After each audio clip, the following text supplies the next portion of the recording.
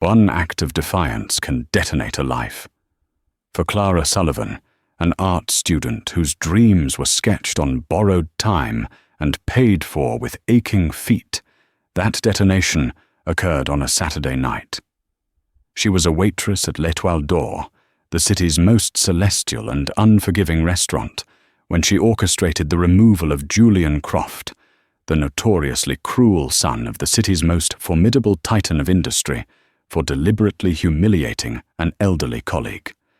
In that moment, she knew she hadn't just lost a job, she had vaporized her future. The tuition for her art program, the experimental treatments for her younger brother, the very roof over their heads, all of it was gone. She braced herself for the inevitable lawsuit, the financial obliteration, the final, bitter end of a hard-fought dream. What she never anticipated was the father. She never expected him to arrive not with lawyers, but with a summons. And she certainly never imagined that summons would lead to a helicopter, lifting her out of the wreckage of her life with an offer that would redraw her world from scratch. This is not just a story of a waitress and a billionaire. It is a story of what happens when the unwavering eye of an artist meets the blind rage of entitlement, and how the quiet truth, meticulously observed, can be the most powerful weapon of all. The air inside L'Étoile d'Or was a carefully curated symphony of scents, beeswax from the polished floors, lilies from the towering centerpiece in the foyer, the distant, tantalizing aroma of seared scallops and truffle oil. For Clara Sullivan, it was the smell of a gilded cage. At 24, her life was a study in extreme contrast.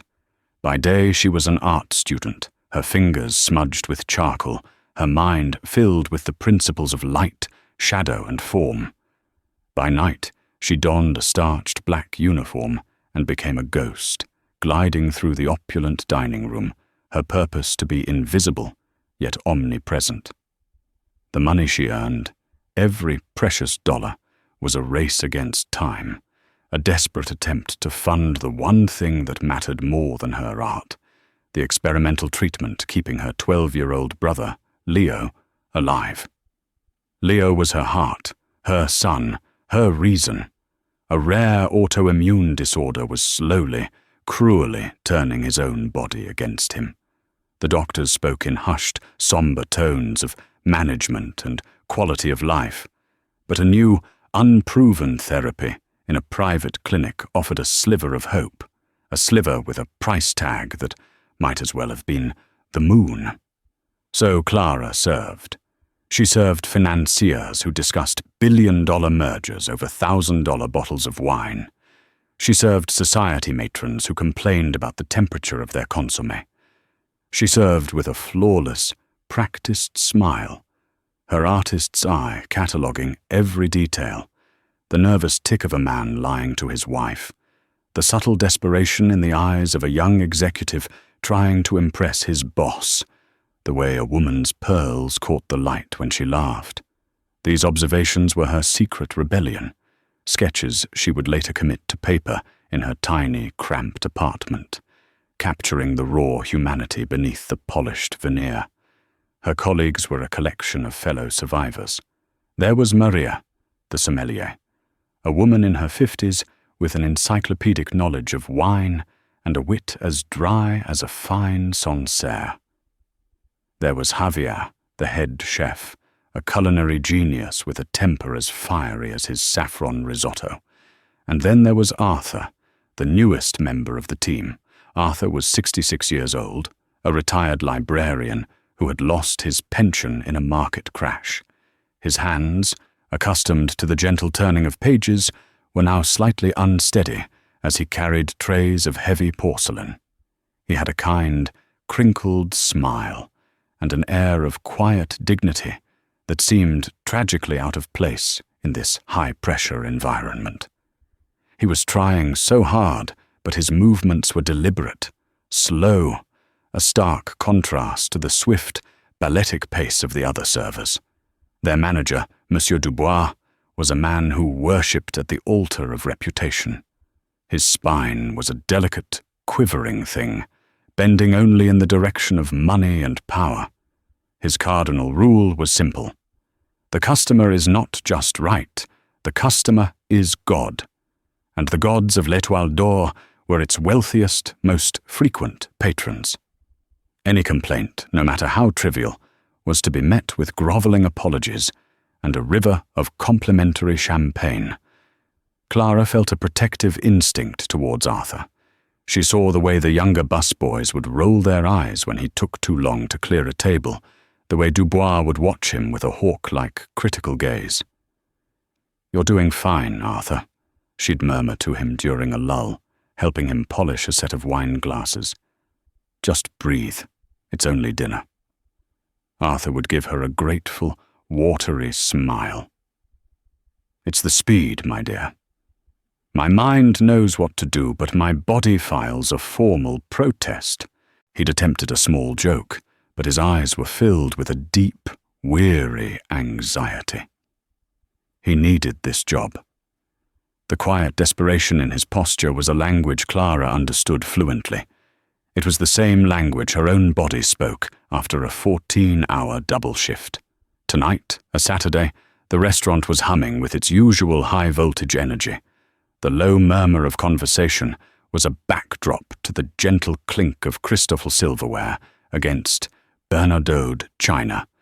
Clara moved through her section with practiced grace, her mind a complex Rolodex of orders, allergies, and preferences.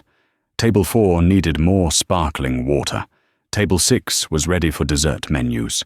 The couple at Table 2 were celebrating an anniversary, and she'd made a note to have Javier add a small chocolate inscription to their plate. She was in the zone, a state of focused calm. And then, at precisely 9 o'clock, the delicate symphony was shattered by a harsh, discordant note. The front doors swung open with a force that made the lilies in the foyer tremble. In walked Julian Croft and his entourage of 2 slick, interchangeable young men who orbited him like pilot fish. The mood in the room subtly shifted. The volume of conversation dipped. Staff members, including Dubois, stiffened as if a predator had entered the ecosystem. Julian Croft was the heir to the Croft Consolidated Empire, a sprawling conglomerate of real estate, tech, and private equity. His father, Alistair Croft, was a legend, a reclusive, brilliant, and reportedly ruthless figure who had built the city's skyline.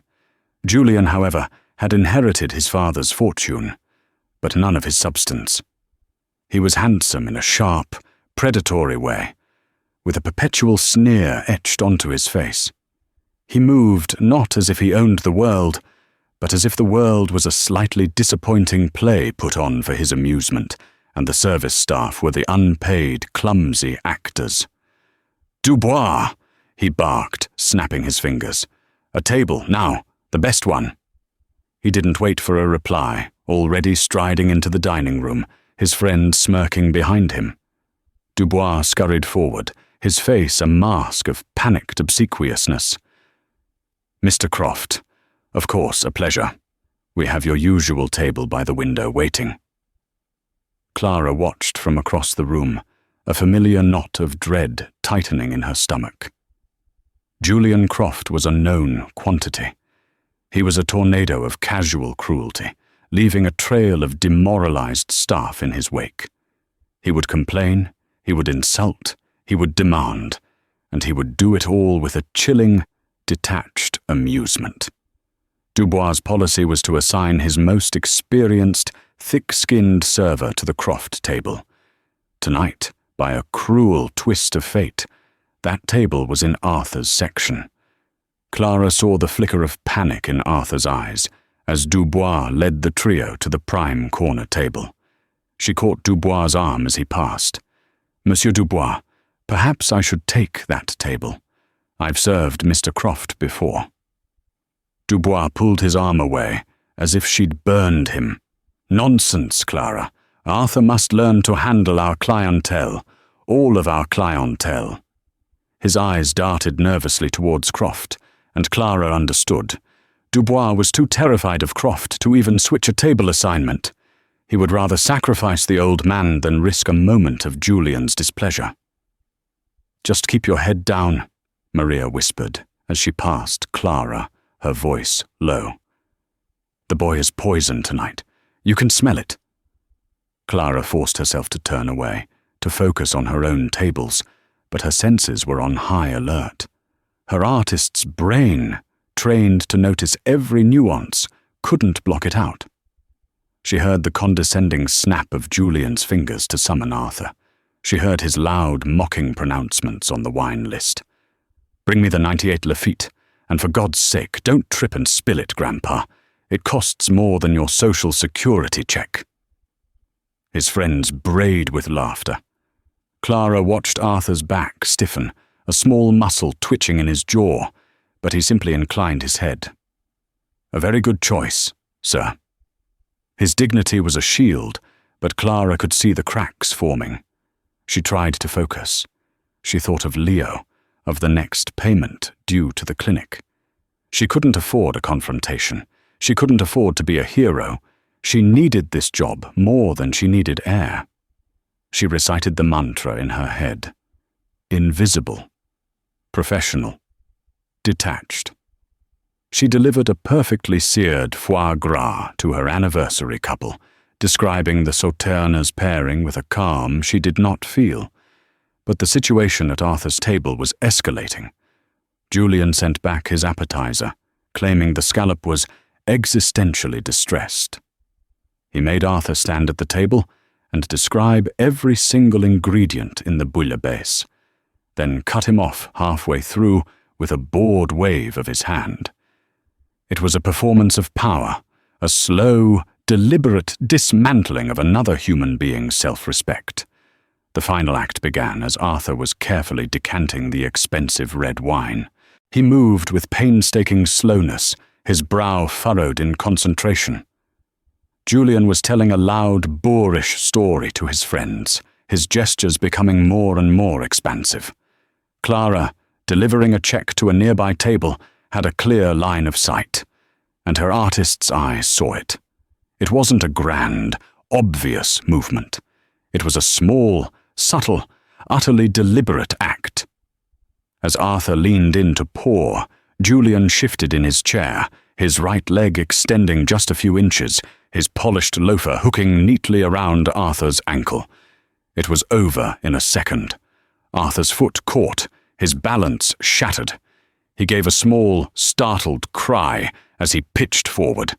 The crystal decanter flew from his hands, and a river of crimson wine, the color of blood, cascaded across the pristine white tablecloth, splashing onto the front of Julian Croft's cream-colored linen jacket. A collective gasp swept through the dining room. Silence fell, thick and heavy. Arthur was on his knees, his face ashen with horror, frantically dabbing at the stain on Julian's jacket with a napkin. "Sir, I am so sorry. I don't know how. Please forgive me." Julian Croft slowly looked down at his ruined jacket, then at the trembling old man at his feet. A slow, cruel smile spread across his face. He hadn't been angry. He had been waiting for this. This was the punchline. "You clumsy, incompetent old fool," he said, his voice dangerously soft, yet carrying across the silent room. "This jacket is Tom Ford. It costs more than you make in a month. What are you going to do now? Are you going to pay for it?" Dubois was there in an instant, flapping and clucking like a panicked hen. "Mr. Croft, 1,000 apologies. This is inexcusable. The meal, the wine, everything is on the house, of course. And we will have the jacket professionally cleaned, replaced if necessary." He turned on Arthur, his face purple with rage. "You, get up! Get out of my sight! You are finished!" Arthur struggled to his feet, his face a mask of utter devastation. He looked smaller, broken. And in that moment, something inside Clara didn't just snap. It vaporized. It was the part of her that believed in fairness, the part that saw the world in lines of truth and composition. She saw not just Arthur, but her brother Leo's vulnerability. She saw every person who had ever been made to feel small and worthless by someone with power. The carefully constructed walls of her professional detachment crumbled into dust. She set her silver tray down on a nearby stand. The sound was a quiet, deliberate thud.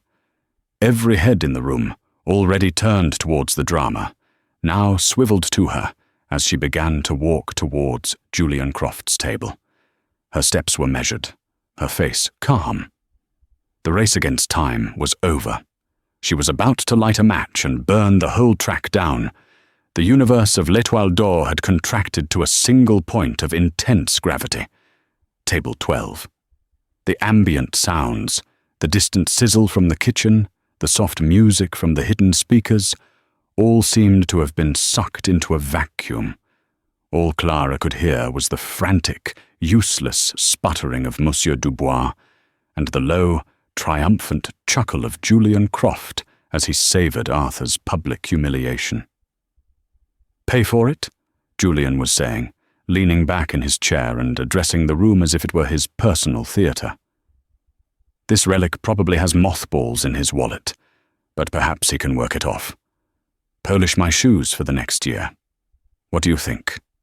His friends snickered, their eyes glinting with reflected cruelty. Arthur stood frozen, his hands trembling, his face a mottled canvas of shame and shock. Dubois was grabbing his arm, trying to pull him away towards the kitchen, towards oblivion. Go now," he hissed. "He didn't trip." Clara's voice was not loud, but it was as clear and sharp as the edge of a palette knife. It sliced through the tension, stopping everyone cold. Dubois froze, his hand still on Arthur's arm. Julian's smirk faltered for a fraction of a second. He turned his head slowly, his eyes narrowing as he focused on Clara. "What did you say?" he asked, a note of amused disbelief in his tone. Clara came to a stop beside the table, positioning herself slightly in front of Arthur, a silent, protective barrier. She looked directly at Julian, her gaze steady and unwavering. Her heart was hammering against her ribs like a trapped bird, but her voice was eerily calm. "I said, he didn't trip," she repeated, her tone even. "You tripped him?" A ripple of murmurs went through the nearby tables. One of Julian's friends let out a short, incredulous laugh. "Is she serious? She's accusing Julian?" Dubois looked as if he might faint. "Clara, what are you saying? Apologize to Mr. Croft this instant. You're hysterical." Clara didn't take her eyes off Julian. This was it. The artist's eye, the part of her that saw what others missed, was now her only weapon and her certain doom. "I saw it. I was standing at table 9. The light from the chandelier was reflecting off the buckle of your shoe. As Arthur leaned forward to pour the wine, you shifted your weight onto your left hip and extended your right leg approximately 7 inches, just enough for your heel to hook his ankle. It was a very precise, very quiet movement. You did it intentionally." She delivered the lines like a clinical diagnosis, her memory replaying the scene with perfect, photographic clarity. The specific angle of the light, the precise distance, the sequence of motion. It was the kind of detail a painter burns into her memory. The sheer, unexpected specificity of her accusation stunned the table into silence. This wasn't a vague, emotional outburst. It was a forensic analysis. Julian Croft's amusement evaporated, replaced by a flash of cold, reptilian fury. He was being contradicted, challenged, and worse, he was being observed. He hated being truly seen. "That's the most absurd, ridiculous thing I've ever heard," he snarled. "The old man is clumsy. He tripped over his own feet. You're just a lying waitress trying to cover for your senile co-worker." "Am I?" Clara's voice dropped, becoming more pointed. "Then perhaps you can explain why you smirked a half-second before." He fell. "You were anticipating it. Your friends were watching you, not him. They were waiting for the punch line." She glanced at the two men who now refused to meet her gaze, suddenly finding the pattern of the carpet intensely interesting. The accusation hung in the air, undeniable and deeply unsettling. She had not only seen the act, she had seen the intent behind it. "Dubois!" Julian roared, slamming his hand on the table, making the glasses jump. "Are you going to let your staff insult me? I am Julian Croft. My father practically owns this block. I will have this place shut down. I will sue you, this restaurant, and this pathetic little bitch into the Stone Age." The threat, raw and potent, filled the room. Dubois, galvanized by pure terror, rounded on Clara. "You are fired!" he shrieked, spittle flying from his lips. "Fired! Get out of my restaurant! You are done! Security!" But Clara stood her ground. All the fear for Leo, for her tuition, for her rent, had coalesced into a single, hard diamond of resolve. If she was going down, she was going down for the truth. "You can fire me," she said, her voice ringing with a newfound authority that surprised even herself. "But you can't change what happened, and everyone here saw it." She swept her gaze across the dining room, at the silent, watching faces of the other patrons. The anniversary couple at table 2, the financiers, the society matrons. They were all witnesses. Their expressions were a mixture of shock, discomfort, and for a few, a glimmer of grudging respect. She had just turned the entire dining room into a jury. Humiliation, dark and hot, washed over Julian's face. He had wanted to be the center of attention, the master of ceremonies in his little drama of cruelty. Now he was the defendant in a public trial, and he was losing. He was used to people cowering. He didn't know how to handle someone who calmly held up a mirror to his ugliness. He stood up, his chair scraping harshly against the floor. He pointed a trembling finger at Clara.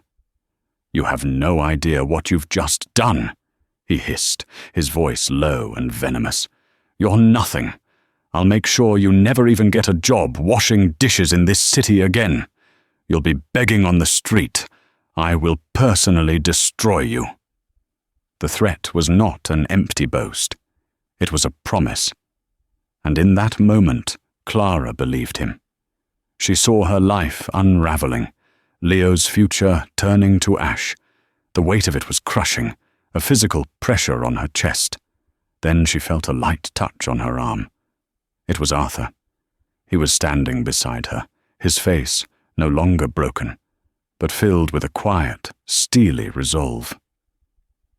"Thank you, my dear," he whispered, his voice thick with emotion. His simple words were a reinforcement. She had done the right thing. Whatever the cost, it was the right thing. Julian, seeing he had lost control of the room, threw a black credit card on the table. "I'm not paying for this circus," he spat. He turned and stormed towards the exit, his friends scrambling in his wake. As he passed Clara, he leaned in close, his breath smelling of expensive wine and malice. "Watch your back," he whispered, then was gone. The door swung shut behind him, and a deafening silence remained. Everyone was looking at Clara. Dubois' face was a mask of apoplectic rage and terror. "Out!" he screamed, his voice cracking. "Both of you! Get out now before I call the police and have you arrested for trespassing." Clara looked at Arthur's grateful, tear-streaked face. She looked at the shocked faces of her colleagues. She had saved one man's dignity, but had just sacrificed her entire world to do it. As she walked out of the opulent dining room and into the stark reality of the night, the carefully curated scents of l'Étoile d'Or were replaced by the cold, indifferent smell of the city air. She was unemployed, blacklisted, and utterly, terrifyingly alone. The walk from l'Étoile d'Or to her apartment was a journey through a different city. The gleaming towers that had once symbolized ambition and opportunity now seemed to leer down at her, monoliths of a world that had chewed her up and spat her out. Each step on the cracked pavement echoed with Dubois' shriek, "You are fired!" Her apartment, a fourth-floor walk-up in a tired brick building, had always been her sanctuary. It was small and cluttered with canvases, sketch pads, and the lingering scent of turpentine. But it was hers. Tonight, it felt like a cage, the walls closing in. She sank onto the worn velvet sofa she'd found on a curb, the silence amplifying the frantic cacophony in her head. The righteousness that had fueled her in the restaurant had evaporated, leaving behind the cold, heavy ash of consequence. She hadn't just spoken the truth. She had signed her brother's death warrant. The thought was so brutal, so visceral, it made her physically sick. That job, with its punishing hours and soul-crushing demands, was the only thing standing between Leo and the inexorable advance of his disease. The clinic wasn't a charity. The next payment, a staggering $5,000, was due in 2 weeks. She pulled out her worn sketchbook, her fingers tracing the half-finished drawing of Leo's face from her last visit. He was so pale, but his eyes, wide and curious, still held a spark she was desperate to protect. How could she face him now? How could she tell him that her pride, her inability to look away, had cost him his only chance?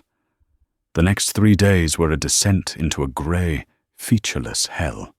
Clara existed in a state of suspended animation, paralyzed by a dread so profound it felt like a physical illness. She forced herself through the motions of searching for work, her laptop screen a blur of rejection. She applied for everything: barista, gallery assistant, prep cook, retail stocker. Each application felt like a prayer whispered into a hurricane. Julian Croft's threat. "You'll never even get a job washing dishes in this city again," was not just a loop in her mind. It was becoming a prophecy.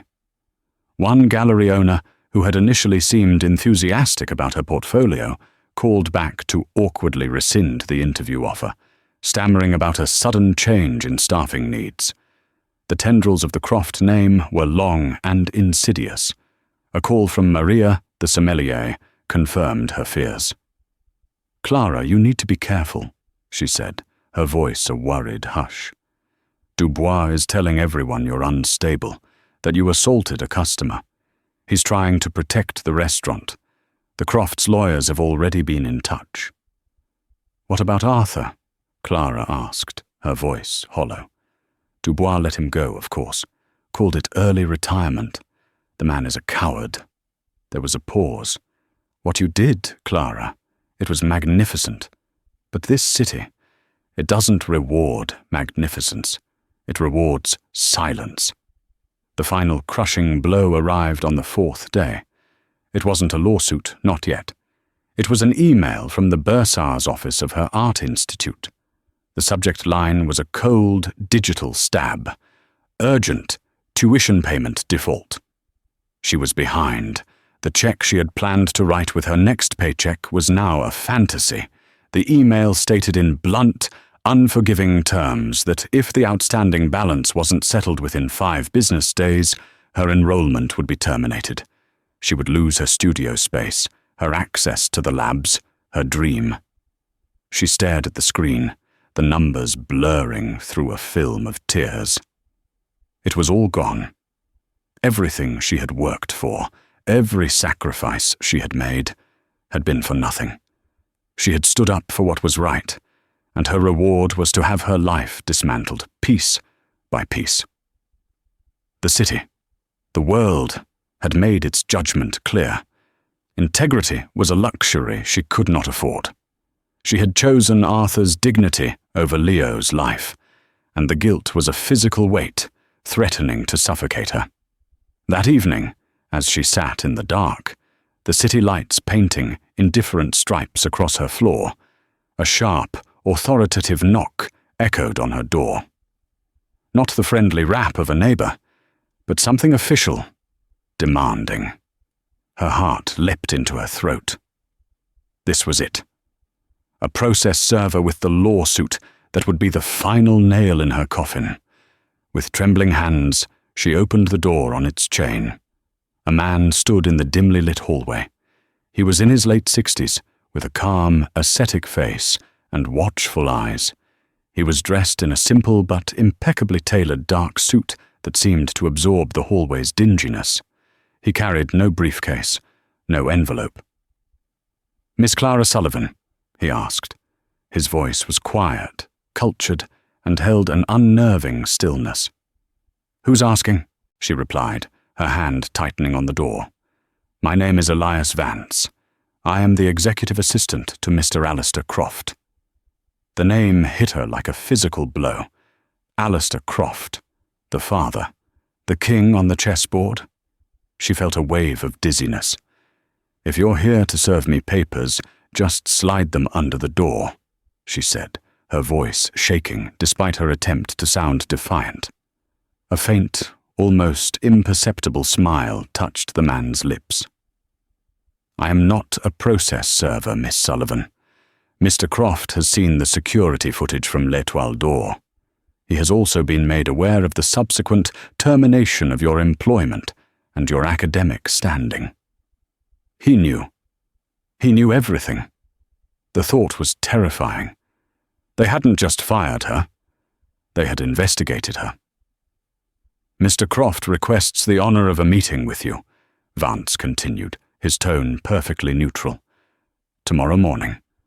A car will be waiting for you downstairs at 8 o'clock. It wasn't a question, it was a royal command." "A meeting? About what?" Clara asked, her mind racing. Was he going to offer her hush money? Threaten her in person? Make an example of her? "Mr. Croft believes in discussing sensitive matters face to face," Vance said smoothly.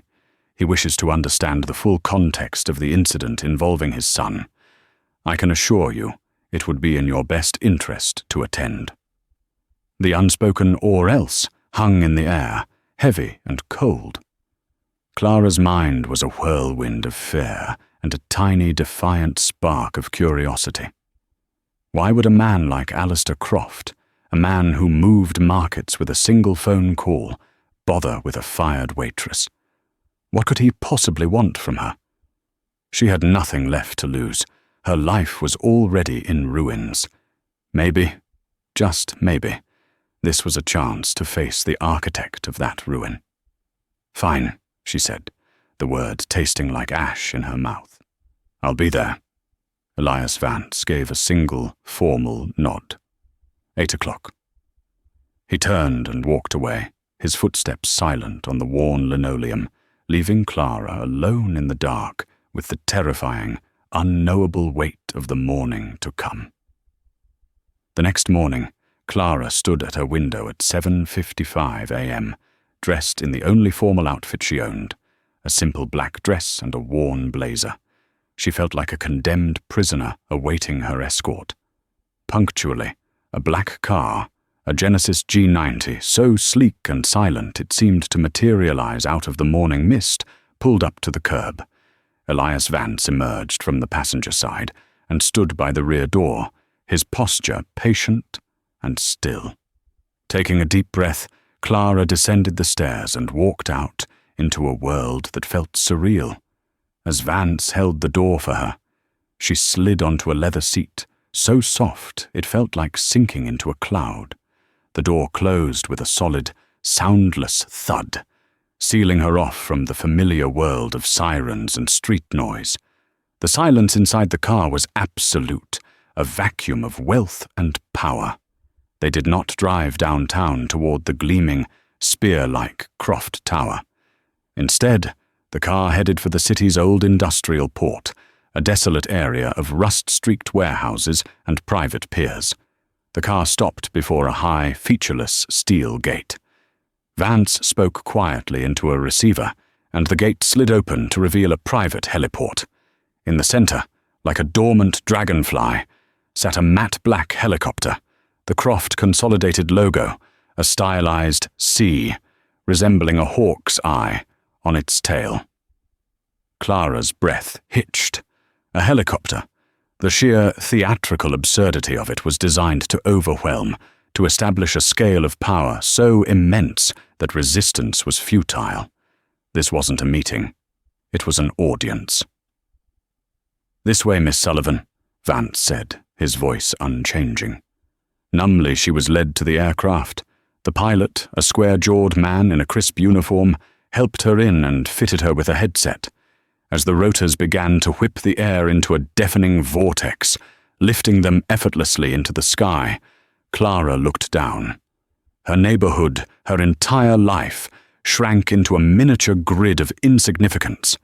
They flew over the city, a breathtaking panorama of glass and steel, before landing gently on the roof of a discreet, modern building, nestled in the hills overlooking the urban sprawl.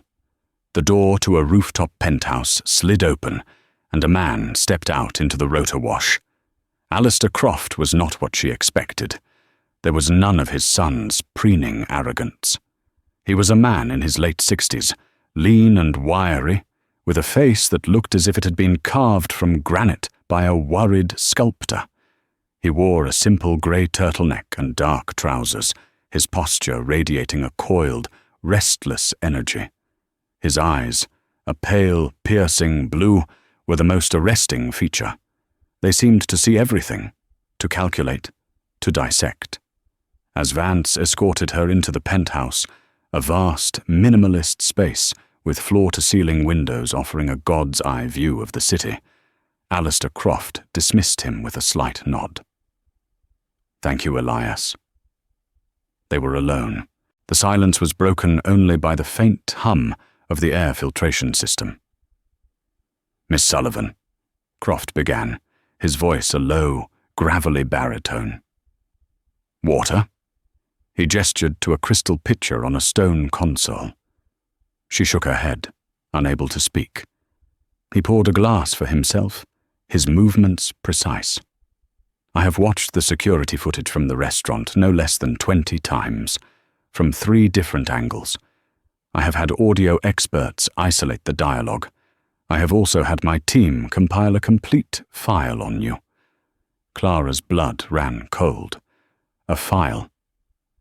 "I know about your scholarship to the Art Institute," he continued, his blue eyes fixed on her.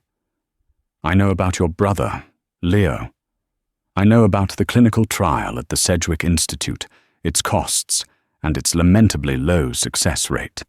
I know that as of yesterday, you have $312 in your bank account." He laid her life bare with the detached precision of a surgeon. She felt utterly exposed, a specimen under a microscope. "What do you want from me?" she finally managed to ask, her voice a reedy whisper. He took a long, slow sip of water. "I want you to tell me what you saw." "You've seen the video," she said, confused. "The video shows events," he countered, his gaze intensifying. "It does not show nuance. It does not show intent. I am a man who deals in intent, Miss Sullivan. My son claims the old man was incompetent, and you are a hysterical liar. You claim my son acted with deliberate malice. One of you is not telling the truth. Before I take corrective action, I need to be certain. So tell me. Walk me through it. As an artist." The last 2 words hung in the air. He wasn't just interrogating her, he was testing her.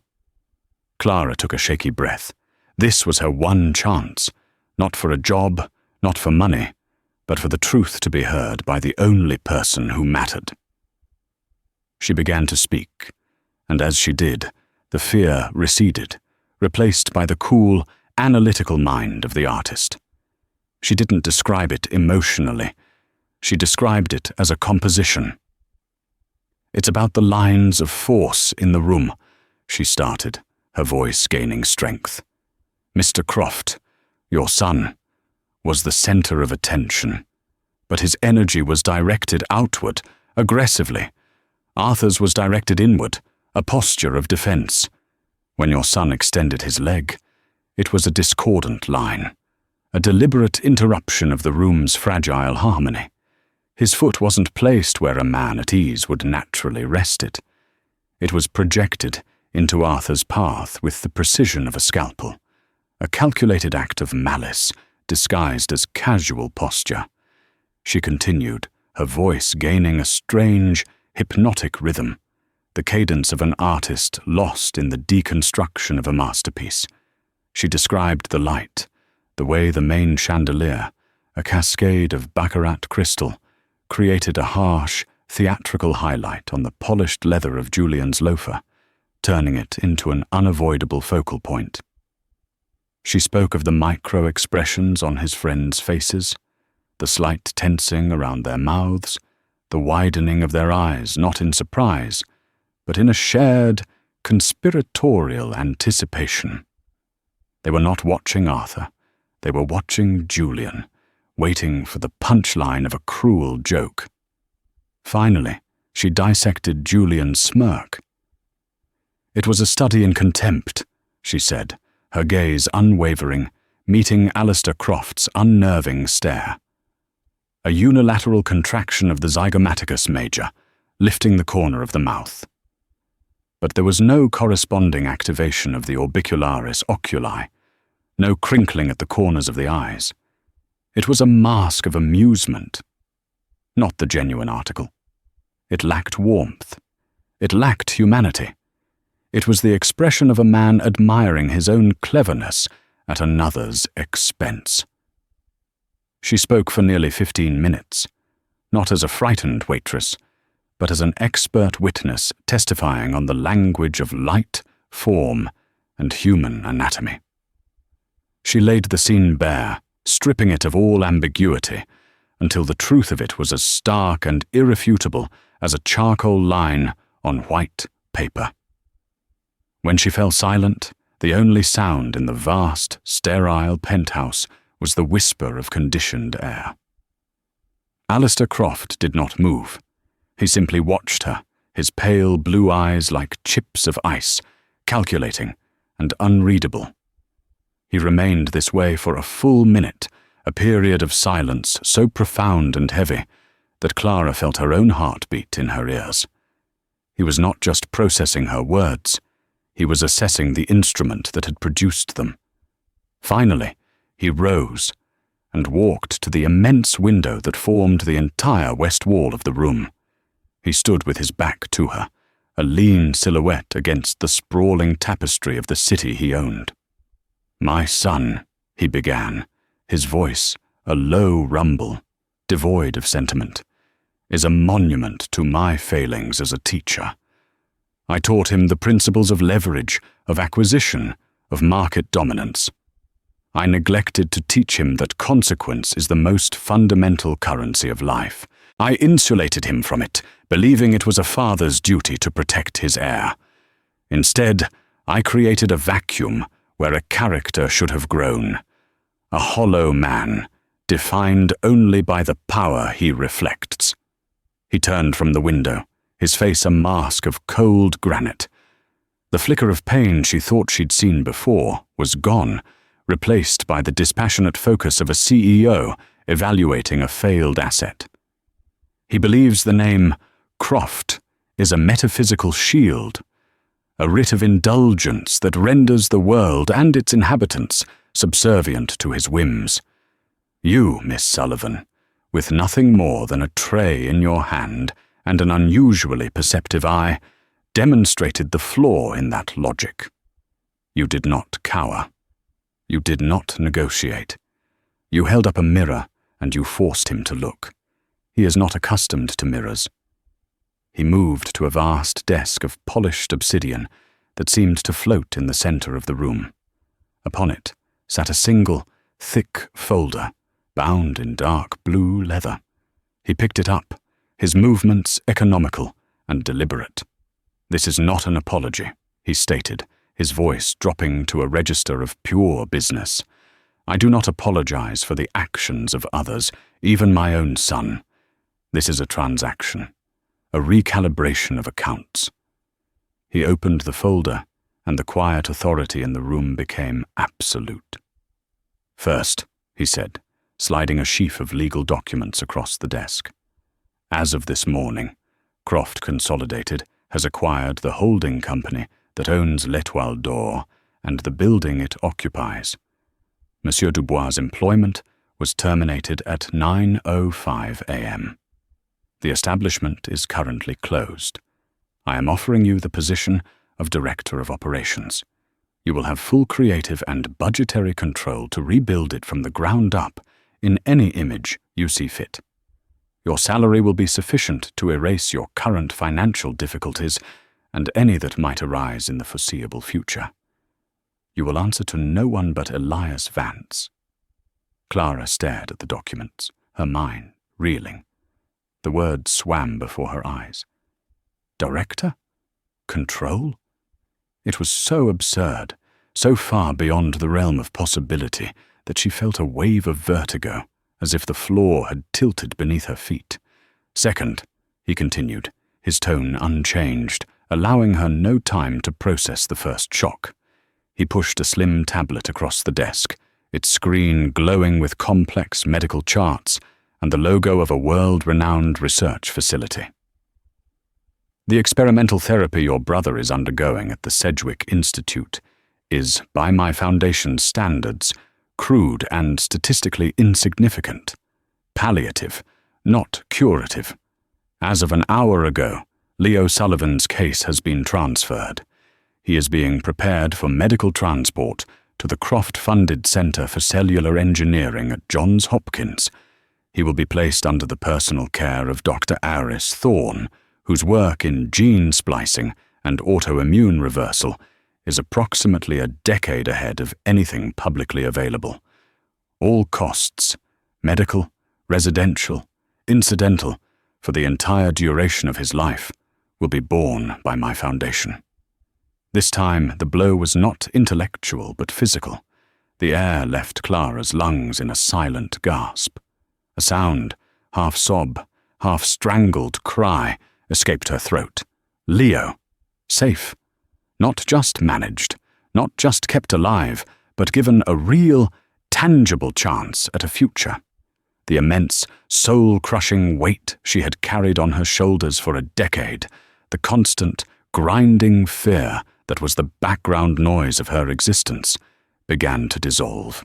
Tears, hot and uncontrollable, flooded her eyes, blurring the image of the implacable man who was, in the space of a single sentence, rewriting her brother's fate. "Why?" she whispered, the word a ragged exhalation. "Why would you do this?" "Because," Croft said, and his voice became as cold and hard as the glass wall behind him. "That brings me to the third and final term of our transaction. The price." He let the word hang in the air, a chilling counterweight to the hope he had just offered. "I am not a philanthropist, Miss Sullivan. I am an investor. My returns are measured in decades, and I have identified a rare and undervalued asset." He paused, his blue eyes pinning her in place. "You. Your eye. That clinical, dispassionate, and frighteningly accurate ability to see beneath the surface, to discern truth from performance, authenticity from fabrication, in a single sweeping glance. It is a talent my corporation pays fortunes to acquire in pieces, from forensic accountants, from security analysts, from art experts. To find it all in one person is efficient." He slid a final document from the folder. It was an acceptance letter and a full 5-year scholarship endowment to the Courtauld Institute of Art in London, followed by a postgraduate residency at the Opificio delle Pietre Dure in Florence, the world's most revered art restoration laboratory. "My holding company will finance your education in its entirety. You will be given a generous stipend and accommodations befitting your new station. You will want for nothing. You will be trained by the world's foremost experts in conservation, analysis, and authentication." He leaned forward slightly, the first hint of predatory intensity entering his posture. "In return, upon the completion of your studies, you will enter into an exclusive 10-year contract of service to me. You will become the chief curator and acquisitions analyst for my private collection. You will travel the world at my behest. You will vet my purchases, hunt for lost masterpieces, expose forgeries before they can embarrass me, and provide analysis on any object or person I place before you. Your eye, Miss Sullivan, sharpened and perfected by the finest tools I can provide, will belong to me." He stood, the gesture a clear dismissal. The audience was over. "I am not offering you freedom. I am offering you a cage, a gilded, exquisitely furnished cage with a breathtaking view, but a cage nonetheless. You will save your brother. You will achieve your dream of mastering your craft. In exchange, your singular talent becomes my instrument. Your life, for the next decade and a half, will have a purpose of my design." He gestured toward the window, at the city sprawling beneath them. "That is the world, Miss Sullivan. A series of transactions. You may have all of it, or you may return to your walk-up apartment and the $312 in your bank account. The choice is yours to make. Now." Clara looked from the documents, Leo's salvation, her impossible dream, to the man who was both tyrant and savior. She looked out at the city, no longer a landscape of opportunity, but a chessboard, and she finally understood. He wasn't giving her a gift.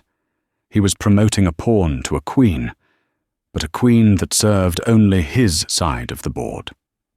A week ago, her choice was between art and rent, between food and medicine.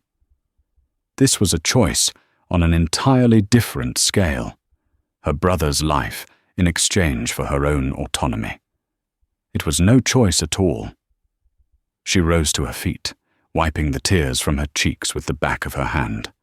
Her posture straightened, the last of the waitress's deference sloughing away, replaced by something harder, something forged in the crucible of this impossible morning. She met his piercing gaze, her own artist's eye seeing him now with perfect, terrifying clarity. "I accept your terms, Mr. Croft," she said, her voice clear, steady, and resonant with the weight of the bargain she had just struck. "I accept the transaction." The months that followed were a controlled demolition and reconstruction of her existence. The first call to the private wing at Johns Hopkins was an exercise in disbelief. Leo's voice, though still weak, had a new timbre. Not the weary resignation she knew so well, but the bright, sharp edge of curiosity. He spoke of Dr. Thorne, of computer models mapping his DNA, of a feeling in his bones he hadn't felt since he was a small child. He called it the hum of repair. After the call, Clara locked herself in the bathroom of the corporate apartment Croft had provided and wept until she was empty. The tears a catharsis for a decade of accumulated fear. Her return to L'Étoile d'Or was a surreal performance. She walked through the familiar doors, the staff assembled in the dining room, their faces a mixture of fear, confusion, and suspicion. She saw Maria, whose expression was guarded. Javier, whose arms were crossed in defiance. She stood not at a service station, but at the maitre d's podium, and she laid out her terms. Not a vision, but a contract. She announced the immediate implementation of a living wage, full family health and dental benefits, and a quarterly profit-sharing model. She spoke of respect as a non-negotiable condition of employment. The silence was thick with astonishment. She promoted a stunned Maria to general manager. Then she asked Arthur to step forward.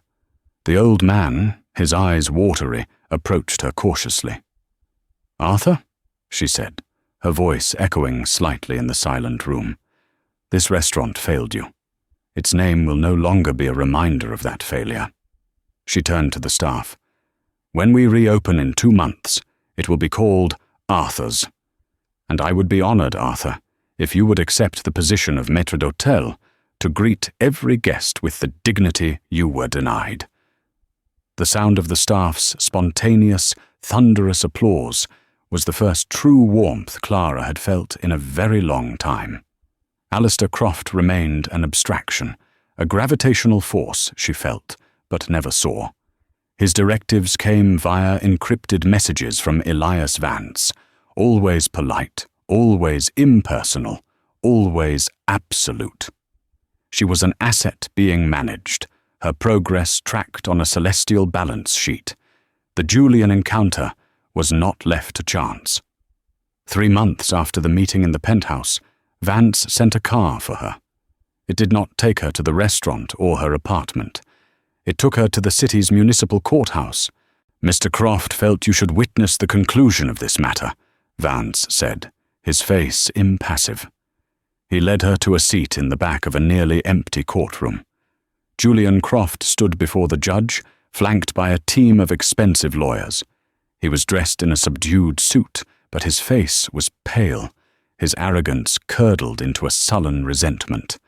The judge read the charges, not related to the restaurant, but a litany of DUIs, reckless endangerment charges, and a previously sealed juvenile assault, all suddenly and inexplicably unsealed and fast-tracked.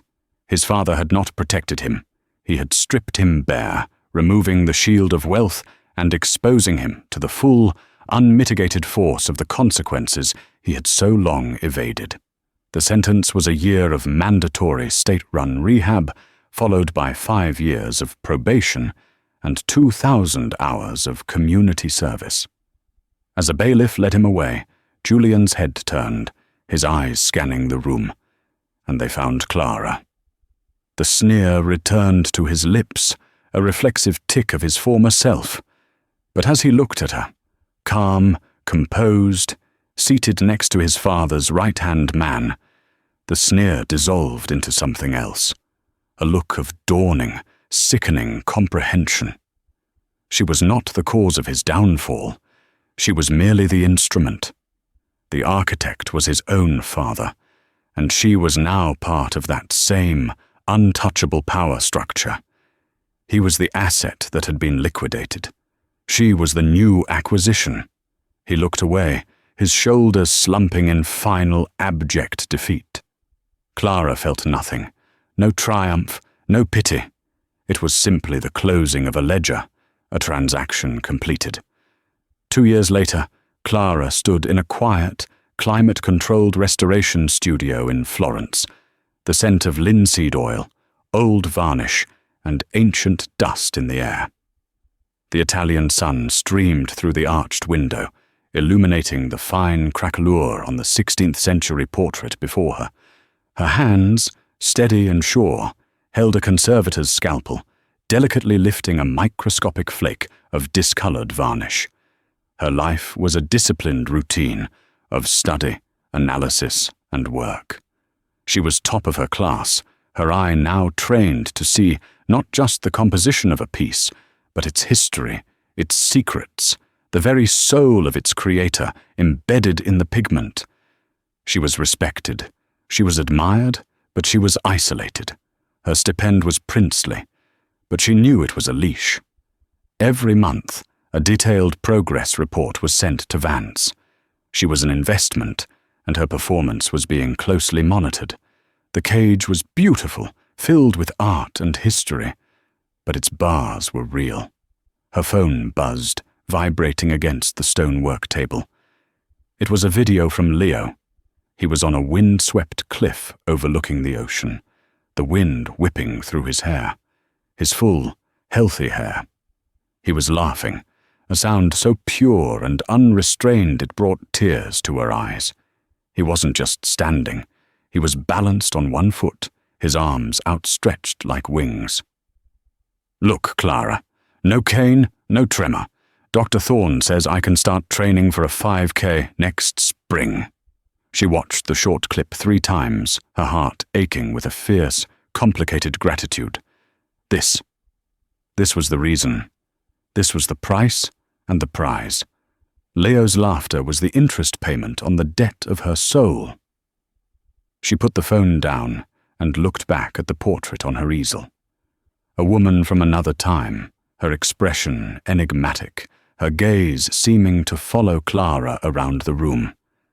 She was priceless, and she was captive, owned by a wealthy patron 5 centuries ago, just as she was owned by a museum now. A beautiful thing, secured and preserved, its future dictated by others. Clara picked up her personal sketchbook, the one thing that was entirely hers, and turned to a fresh page. She began to draw the Florentine light as it fell across the ancient terracotta roofs, not for analysis, not for an assignment, but for herself. Her hand moved with a newfound confidence, a mastery bought and paid for.